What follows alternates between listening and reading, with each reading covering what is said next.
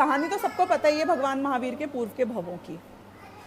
अब उसमें एक बहुत इम्पॉर्टेंट एस्पेक्ट जो हमें सीखने जैसा है और समझने जैसा है वो ये है कि जब आपकी योग्यता मोक्ष होने की है, सम्यक दर्शन होने की है, तो आप भले शेर के भव जैसे भव में क्यों ना हो, लेकिन आप अगर कोई मुनि महाराज उस जंगल में आ जाते हैं जब जस्ट खाना खाने अपने शिकार को बैठे ही हो, तो भी आपको उनको मारने का भाव नहीं आता है, उन पे क्रोध नहीं आता है, वो बोलते हैं वो सुनते हो, यानी कि आपकी अंतरंग से वो योग्यता जो पक रही है उनको सुनने के लिए, वो इस बात का क्लियर इंडिकेशन था कि इनको सम्यक दर्शन की प्राप्ति होगी। सिंह जैसी पर्याय होते हुए भी अब वो और शिकार नहीं करेंगे, मारेंगे नहीं, और आगे जाकर धीरे धीरे भव सुधरते हुए फाइनली मोक्ष भी हो जाएगा।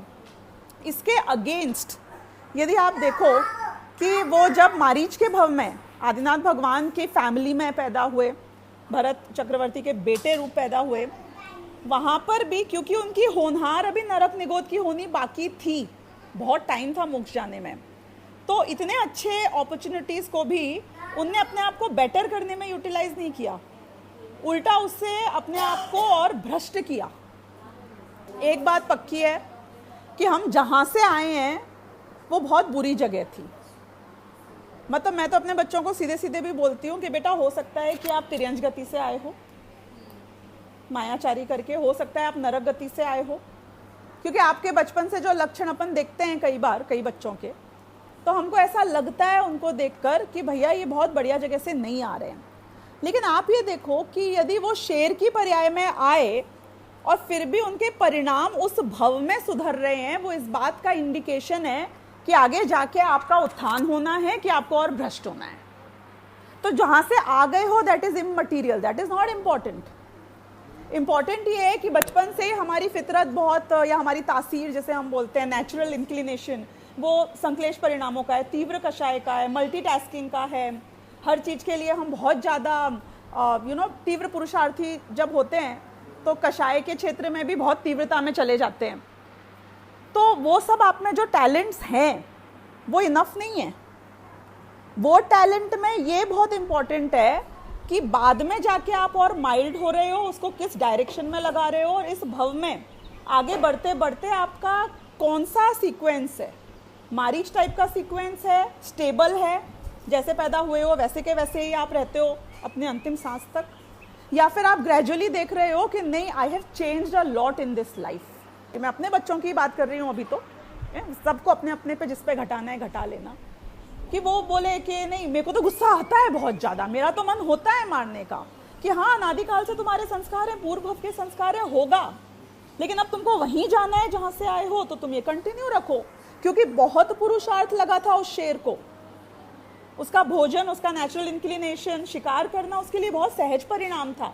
हमको क्या लगता है, मेरी सहजता है बहुत तीव्रता में, मेरी सहजता है मल्टीटास्किंग में, मेरी सहजता, जो हम अपने आप को नेचुरली इंक्लाइन देखते हैं, तो हमें बहुत इजीली ऐसा लगने लग जाता है कि I will just do it, और मैं लीडर हूँ, I am a born leader.